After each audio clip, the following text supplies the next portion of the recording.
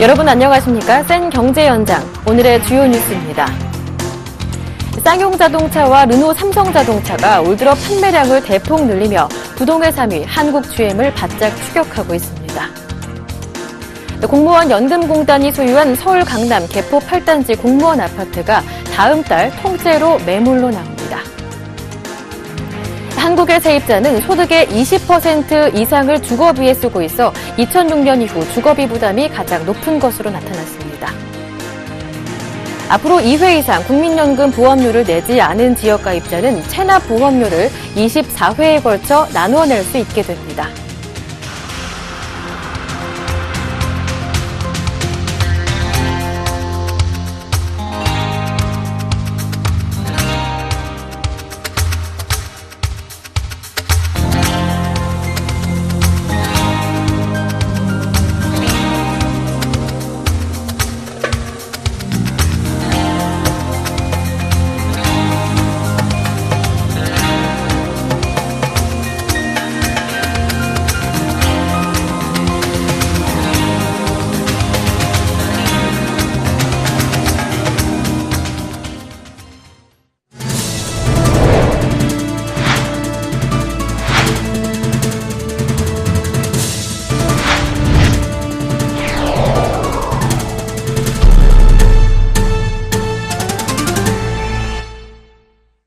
유동성 장의 힘, 오늘도 어김없이 느낄 수가 있었습니다. 코스피 지수는 44개월 만에 2120포인트도 찍는 모습이었는데요. 자세한 마감 시황 들어보겠습니다. 보도국의 양한나 기자와 함께합니다. 안녕하세요. 네, 안녕하세요. 네, 어제 2100선을 돌파한 이후에 오늘도 어김없이 상승세가 이어졌는데요. 기관의 매물은 여전히 거셌습니다. 하지만 외국인들이 이끌어줬죠. 네. 자세한 얘기 들려주시죠. 네, 오늘 코스피는 나흘째 상승하면서 2120선 턱 밑까지 치솟았습니다. 지수는 전날 대비 0.39% 오른 2119.96포인트의 거래를 마쳤습니다. 외국인이 시장을 주도하면서 3,180억 원어치를 사들였습니다. 개인도 매수에 가세하면서 65억 원어치를 매수했습니다. 기관은 3,301억 원의 매도 우위를 나타냈습니다. 업종별로는 음식료품과 섬유의복, 종이목재, 화학 등이 상승했고 비금속 광물과 철강 금속, 전기전자 등은 하락세를 보였습니다. 시가총액 상위 종목 중에서는 제일모직이 9.96%, 삼성 SDS가 5.27% 오르는 등 삼성그룹 지배구조 개편과 관련한 종목이 크게 올랐습니다. 그 외 SK하이닉스와 현대모비스, 포스코, 네이버 등이 올랐고 대장주 삼성전자는 1.9% 하락했습니다. 또 현대차와 한국전력, SK텔레콤도 소폭 떨어졌습니다. 네, 코스닥은 어제 하루 쉬더니 오늘 1% 넘게 거침없이 올랐습니다. 자세한 이야기 들어볼까요? 네, 코스닥도 하루 만에 상승세로 돌아서면서 전날 대비 1.38% 오른 694.44포인트의 거래를 마치면서 700선을 코앞에 둔 모습을 보였습니다. 외국인이 389억 원어치를 사들이면서 지수 상승을 견인했습니다. 개인과 기관은 각각 109억 원과 228억 원어치를 팔아치웠습니다. 업종별로는 기타 서비스와 오락문화, 소프트웨어 등이 상승했고 금융과 방송 서비스, 통신 방송 서비스 등은 하락했습니다. 시가총액 상위 종목들은 등락이 엇갈렸습니다. 파라다이스와 내추럴 엔도텍이 급등했고 셀트리온과 컴투스, 삼성 LNS, GS 홈쇼핑도 올랐습니다. 다음 카카오와 동서, CJ E&M은 내렸습니다. 원달러 환율은 상승세로 돌아섰습니다. 서울 외환시장에서 원달러 환율은 전날 대비 2원 80전 오른 1,096원 80전에 거래를 마쳤습니다. 전날 발표된 미국 3월 소매 판매가 원달러 환율을 끌어내렸지만 오늘은 중국 1분기 경제성장률의 부진으로 다시 상승하는 모습을 보였습니다. 손은정 우리선물연구원은 달러의 강력한 상방 변동성을 기대하기에는 2분기 지표가 발표되는 5월에서 6월까지는 기다려야 할 것으로 보인다라고 말했습니다. 네. 한편 이건희 삼성 회장의 부재가 길어지자 삼성그룹의 지배구조 개편이 빠르게 진행될 것이라는 분석 속에서 삼성그룹주가 많이 올랐습니다. 먼저 이 소식 들어보고요. 광동제약 이어서 소식 전해주시죠. 네, 그렇습니다. 제일모직과 삼성 SDS가 지배구조 개편설이 돌면서 급등세를 보였습니다. 제일모직은 9.96% 오른 15만 4,500원에, 삼성 SDS는 5.27% 오른 26만 9,500원에 거래를 마감했습니다. 삼성 이건희 회장의 부재가 길어지면서 삼성그룹 지배구조의 변화 가능성에 대한 소문이 돌고 있어 삼성 관련주들의 주가에 영향을 미친 것으로 보입니다. 또 광동제약은 주력 제품 비타500이 정치자금을 전달하는 돈상자로 쓰인 정황이 포착됐다는 보도에 주가가 상승세를 보였습니다. 주가는 전날 대비 2.41% 상승한 14,900원에 거래를 마쳤습니다. 장중 한때 15,650원까지 올라 52주 신고가를 경신하기도 했습니다. 성완종 전 경남기업 회장이 2013년 4.24 재선거를 앞두고 이완구 총리의 선거사무소를 방문해 돈이 든 비타500 박스를 전달했다는 언론 기사가 전해지면서 이 주가에 영향을 끼친 것으로 보입니다. 네, 말씀 잘 들었습니다. 지금까지 보도국의 양한나 기자와 함께했습니다. 고맙습니다. 네, 감사합니다.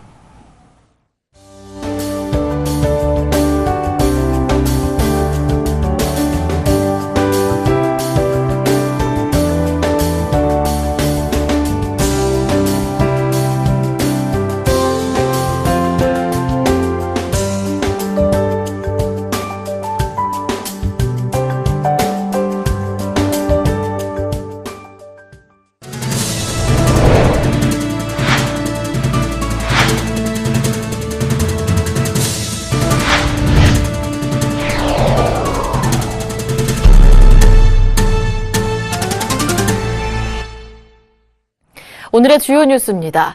올 들어 국내 완성차 업체 5개사 중 4위, 5위를 기록 중인 쌍용자동차와 르노삼성자동차의 약진이 돋보이고 있습니다. 쌍용차는 소형 SUV 티볼리로 돌풍을 일으키고 있고 르노삼성은 발빠른 마케팅 전략으로 판매량을 늘려가고 있습니다. 두 회사가 빠르게 추격하는 사이 부동의 3위를 차지하고 있는 한국 GM은 제자리 걸음을 하며 쫓기는 입장이 됐습니다. 정훈규 기자가 전합니다. 한국 GM과 쌍용자동차, 르노삼성자동차의 국내 완성차 중하위권 싸움이 치열합니다. 신차와 공격적인 마케팅을 앞세운 4위와 5위, 쌍용차와 르노삼성의 약진이 돋보인 반면 부동의 3위인 한국 GM은 제자리 걸음을 하고 있습니다. 지난 1분기까지 3, 4위 내수 판매 실적을 보면 쌍용차는 2만 1,000여 대를 팔아 지난해보다 25.7% 판매량이 늘었고 르노삼성은 17,000대가량을 팔아 전년보다 14% 가까이 신장했습니다. 반면 한국 GM의 판매량은 3만 4천여 대로 전년보다 0.3% 소폭 줄었습니다. 쌍용차 돌풍의 중심에는 신차 티볼리가 있었습니다. 연초 출시 후 지난달까지 판매량이 이미 8,000대를 넘어섰습니다. 지난해까지 주력이었던 뉴 코란도시 판매량의 2배에 가깝고 현대기아차를 제외한 3, 4위 전체 모델 가운데 티볼리의 판매량을 넘어선 것은 경차인 한국 GM의 스파크가 유일합니다.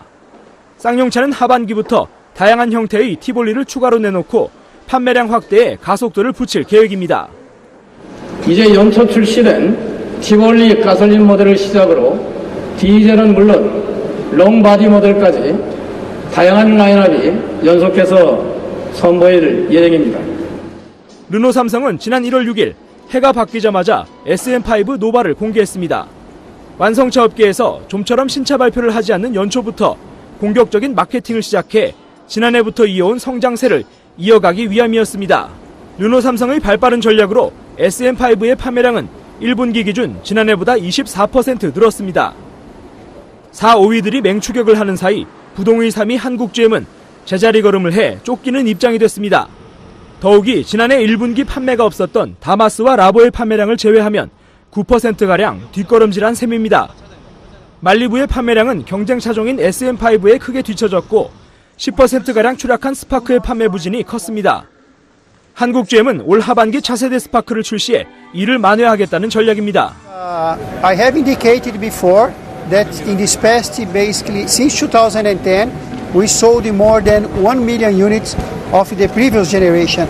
And I have no doubt that the new Chevrolet Spark will go much beyond this. 국산차와 수입차의 경쟁이 치열한 국내 자동차 시장에서 한국 GM과 쌍용차, 르노삼성이 펼치는 국내 업체 간의 중하위권 싸움은 또 다른 관전 포인트가 되고 있습니다. 서울경제TV 정훈규입니다. 공무원 연금공단이 소유한 서울 강남 개포 8단지 공무원 아파트가 다음 달 통째로 매물로 나옵니다. 시장에서는 매각 가격이 1조 2천억 원대에 달할 것으로 추정하고 있습니다. 개포 8단지 아파트의 면적은 7만 3천여 제곱미터로 현대차그룹이 매입한 서울 삼성동 한국전력 부지와 맞먹는 규모입니다. 공무원연금은 이달 말까지 개포 8단지의 감정평가를 완료하고 이르면 다음 달 단지 전체를 매각하는 공고를 낼 계획입니다. 공무원연금은 이를 위해 개포 8단지 매각에 대한 한국개발연구원의 예비 타당성 조사를 마치고 최근 기획재정부의 승인을 받았습니다. 삼성물산과 현대건설 등 대형 건설사들은 이 부지를 차지하기 위한 준비에 착수했습니다. 전월세 가구의 주거비 부담이 늘어났습니다. 국토부가 오늘 발표한 2014년 주거 실태조사 결과에 따른 것인데요. 부동산 전문가들은 전셋값 고공행진이 계속되고 있고 전세 월세 전환 수요도 크게 늘었기 때문으로 분석했습니다. 정창신 기자입니다. 세입자들의 주거비 부담이 늘어난 것으로 나타났습니다. 국토교통부는 오늘 2014년 주거 실태조사에서 주거비 부담과 주거 수준, 주거 이동성 등의 조사 결과를 발표했습니다. 전세나 월세로 사는 임차 가구의 소득 대비 임대료 비율은 2012년 19.8%에서 지난해 20.3%로 증가했습니다. 100만 원을 벌어 20만 원 정도는 임대료로 낸다는 뜻입니다. 그러나 자가 가구의 연소득 대비 주택 구입 배수는 같은 기간 5.1배에서 4.7배로 떨어졌습니다. 전세값이 크게 오른 데다가 저금리가 장기화되면서 집주인들이 전세를 월세로 대체하면서 세입자들이 종전보다는 훨씬 더 많은 주거비를 지출했을 것으로 분석이 되고 있습니다. 실제로 임차 가구 중 월세 비중도 크게 증가했습니다. 월세 비중은 2012년 50.5%에서 지난해 55%로 4.5%포인트 늘어났습니다. 최저 주거 기준 미달 가구는 2012년 128만 가구에서 지난해 98만 가구로 30만 가구 감소됐으며 1인당 평균 거주 면적은 31.7제곱미터에서 33.5제곱미터로 증가했습니다.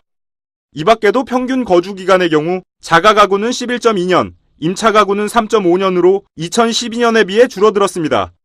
특히 최근 2년 내 이사 가구의 비율은 2년 전 32.2%에서 36.6%로 증가한 것으로 나타났습니다. 업계에서는 저금리 기조가 당분간 계속될 것으로 전망하고 있습니다. 이에 따라 세입자들의 주거비 부담은 계속 늘어날 것으로 보입니다. 서울경제TV 정창신입니다.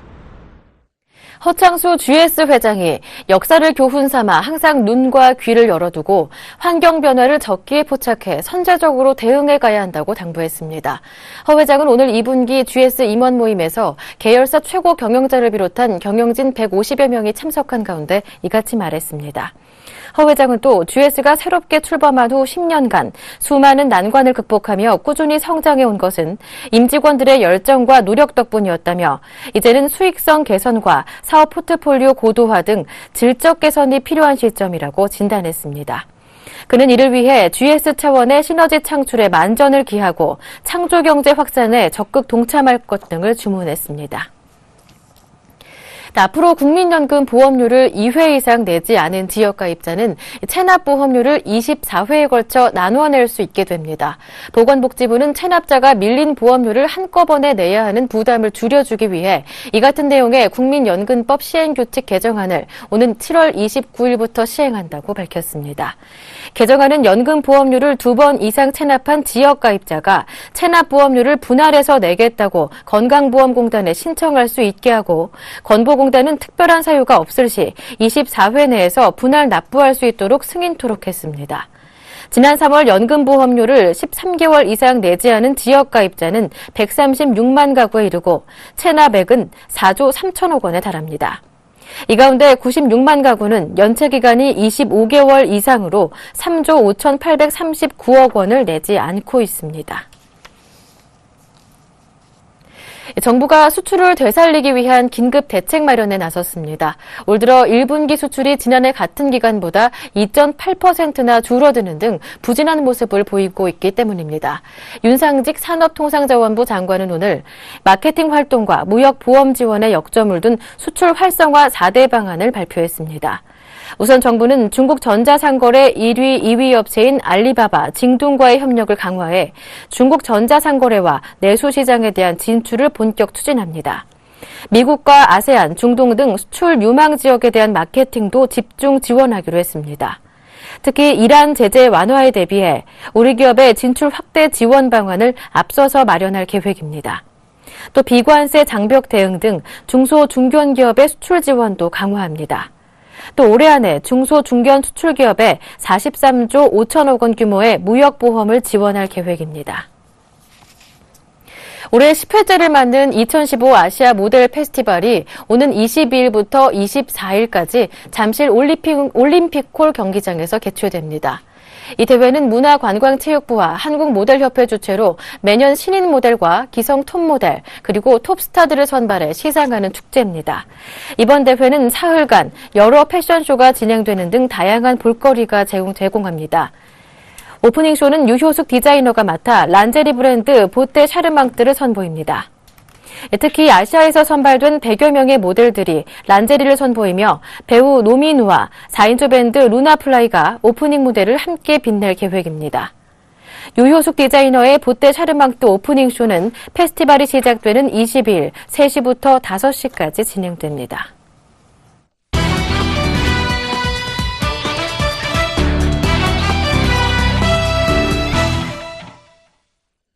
한때 콧대 높았던 유통업계가 경기 불황에 줄줄이 실적 악화에 허덕이며 굳게 닫힌 소비자들의 지갑을 열기 위해 사업 확대에 집중하고 있습니다. 이 가운데 매출 회복의 돌파구로 떠오른 것이 바로 렌탈 사업인데요. 물건을 직접 사서 쓰는 것보다 빌려 쓰는 렌탈 시장이 안정적인 성장세를 보이면서 유통 대기업들이 잇따라 렌탈 사업에 뛰어들고 있습니다. 보도국의 한지희 기자와 함께 자세한 이야기 나눠보겠습니다. 안녕하세요. 네, 안녕하세요. 이 내수 부진으로 유통업계 매출 부진이 계속 이어지고 있는데요. 현재 상황은 어떻습니까? 네, 이 매출 부진이 계속되면서 유통업체들의 매출도 굉장히 줄어들고 있는 모습을 보이고 있는데요.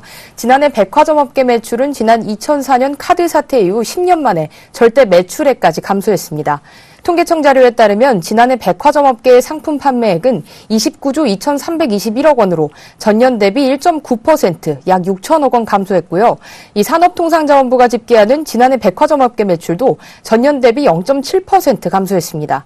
유통업체들 입장에서는 여러 방향으로 사업을 확대해 올해는 매출 성장을 꼭 이뤄야 하는 상황입니다. 네, 이 가운데 매출 회복의 돌파구로 떠오른 것이 바로 이 렌탈 사업인데요. 현재 렌탈 시장의 규모는 어느 정도인가요? 네, 이 합리적인 소비를 지향하는 소비자들이 크게 늘면서 렌탈 시장도 덩달아 가파른 성장세를 보이고 있는데요.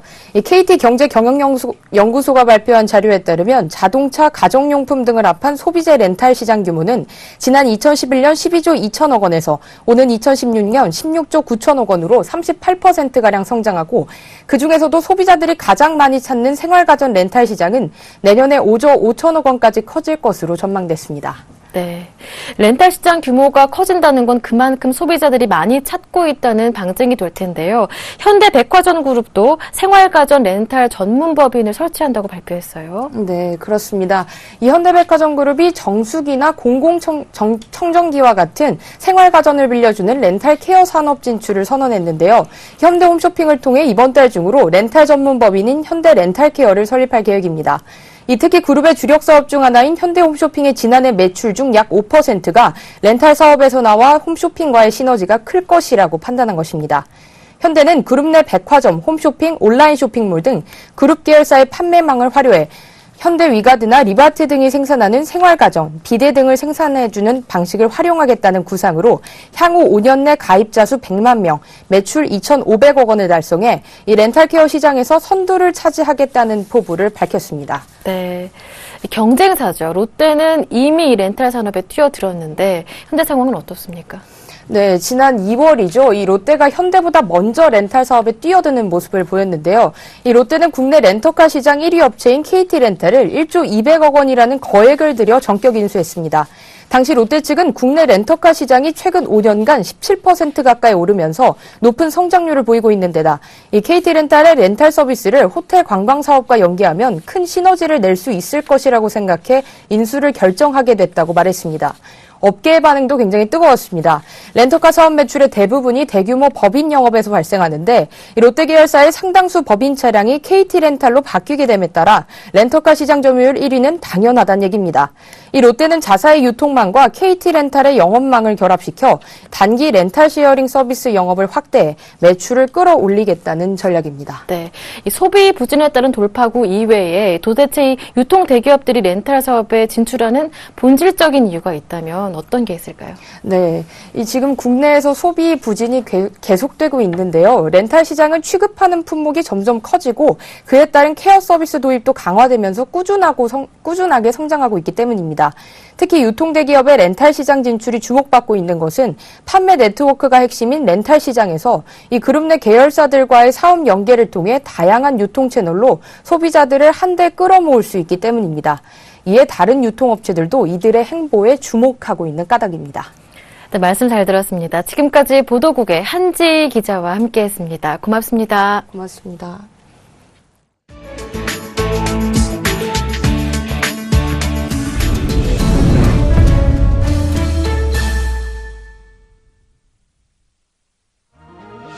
신흥국의 경제 성장률이 5년 연속 떨어질 것이라는 국제통화기금 IMF의 전망이 나왔습니다. IMF는 세계 경제 전망 보고서에서 올해 신흥국의 GDP 성장률을 4.3%로 예상했습니다. 이는 지난해 신흥국의 경제 성장률보다 0.3%포인트, 2013년보다는 0.7%포인트 낮아진 수치입니다. IMF는 최근 4년간 신흥국의 역성장이 중단기 경제 성장에 대한 기대치를 낮추고 있다고 설명했습니다. 특히 인도를 제외한 브릭스 국가들의 경기 둔화가 두드러질 전망입니다. IMF는 중국의 올해 성장률을 지난해보다 0.6%포인트 내린 6.8%로 제시했고 내년엔 더 떨어져 중국은 6.3%의 GDP 증가율을 보일 것으로 전망했습니다. 또 러시아와 브라질의 올해 GDP 증가율을 각각 마이너스 3.8%, 마이너스 1%로 내다봤습니다. 오늘 중국 재정부는 중국이 주도해 설립하는 아시아 인프라 투자은행 AIIB의 창립 회원국이 57개국으로 확정됐다고 밝혔습니다. 러시아와 이집트, 노르웨이가 AIIB 추가 창립 회원국으로 결정됐고 남아프리카 공화국과 아제르바이잔 등도 창립 멤버로 인정받았습니다. 이로써 창립 회원국의 지위를 얻은 이들 국가는 올해 안에 운영 개시를 목표로 오는 6월 말쯤 출자 비율 등을 정하고 설립 협정을 체결할 계획입니다. 이번 AIIB 설립에는 중국과 한국 외에 아시아 국가들이 대거 참여한 가운데 G7 국가에 속하는 영국, 독일, 프랑스, 이탈리아 등 유럽 20개국도 참여를 선언했습니다. 중동에선 사우디아라비아, 터키 등 8개국이, 중앙아시아에선 몽골, 카자흐스탄, 우즈베키스탄 등 6개국이 창립 회원국으로 참여합니다. 한편 남미 지역에선 브라질만 창립 회원국 지위를 얻었습니다. AIIB는 아시아 각국의 인프라 건설 지원을 목표로 본부는 베이징에 설치됩니다. 아시아나 항공 여객기가 일본 히로시마 공항에서 활주로를 벗어나 착륙하면서 샌프란시스코의 악몽을 재현할 뻔했습니다. 어제 저녁 8시경 승객과 승무원 81명을 태우고 히로시마 공항에 착륙하던 아시아나 항공 162편 여객기가 활주로 오른쪽으로 이탈했습니다. 이 과정에서 일본인 4명, 한국인과 중국인 각 2명 등 총 18명이 경상을 입었으며 이 중 일본인 1명은 타박상으로 입원하고 나머지는 귀가했다고 아시아나 측은 밝혔습니다. 승객들은 착륙 전 기체가 크게 흔들리더니 갑자기 고도를 낮췄다며 사고 당시 객실 내 긴박한 상황을 전했습니다. 일본 정부는 아시아나 162편이 활주로 300m 전방에 위치한 6m 높이 전파 발신 시설에 접촉하는 등 착륙 시 고도가 비정상적으로 낮았다며 원인을 조사하고 있습니다.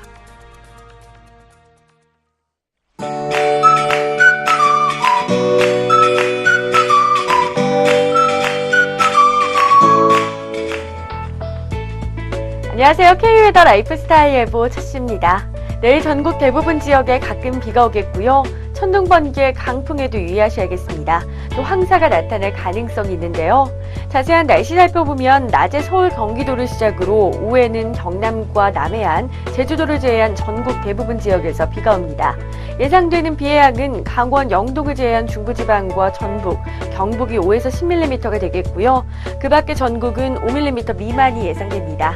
한편 내일 낮 기온은 서울이 15도로 오늘보다 낮겠고요. 바람이 불면서 서늘하겠으니 건강관리에 유의하시기 바랍니다. 미세먼지 농도는 오전에 전국이 한때 나쁨 단계를 보이겠고요. 늦은 오후에는 전국 대부분 지역에서 황사가 나타나 전국의 미세먼지 농도가 매우 나쁨 단계로 바뀌겠습니다. 다만 황사의 강도와 발생 지역은 변동 가능성이 있는 만큼 앞으로 발표되는 기상정보를 적극 참고하시기 바랍니다. 이 시각 위성 영상입니다. 현재 전국이 대체로 맑은 모습입니다. 내일 우리나라는 북쪽을 지나는 기압골의 영향을 점차 받겠습니다. 그럼 자세한 지역별 내일 날씨는 나절 예보를 통해 알아보겠습니다. 내일 새벽에서 아침 사이 서해안과 내륙에는 안개가 끼는 곳이 있겠습니다. 중부는 낮에 서울, 경기도를 시작으로 오후에는 대부분 지역에서 가끔 비가 오겠습니다. 동해안 지방도 오후에 대부분 지역에서 가끔 비가 오겠습니다. 한낮에 속초 18도 예상됩니다. 남부도 오후에 경남과 남해안, 제주도를 제외한 대부분 지역에서 가끔 비가 오겠습니다. 대구의 낮 기온 25도가 예상되고요. 일교차가 큰 만큼 건강관리에 유의하시기 바랍니다. 오전에는 서해상에서만 비가 오지만 오후에는 전해상에서 비가 오겠고요. 바다의 물결은 동해상에서 최고 4m로 매우 높게 일겠고 그 밖의 상에서는 0.5에서 2.5m로 일겠습니다. 일요일과 다음 주 월요일 사이 전국에 비가 내리겠고요. 그 밖의 날은 고기압의 가장자리에 들어 가끔 구름만 많겠습니다. 날씨였습니다. 상반기 채용 시즌이 시작되는데요. 면접관을 대상으로 조사한 결과 응답자의 86%는 면접에서 첫인상을 상당히 고려한다고 밝혔고 선호하는 인상으로는 살짝 머금은 미소와 자신감 있는 눈빛을 꼽았는데요. 첫인상을 좌우하는 4분, 미소와 눈빛으로 얼어붙은 채용 시장도 녹여보시길 바랍니다. 센 경제 현장 여기서 마무리하겠습니다. 시청해주셔서 고맙습니다.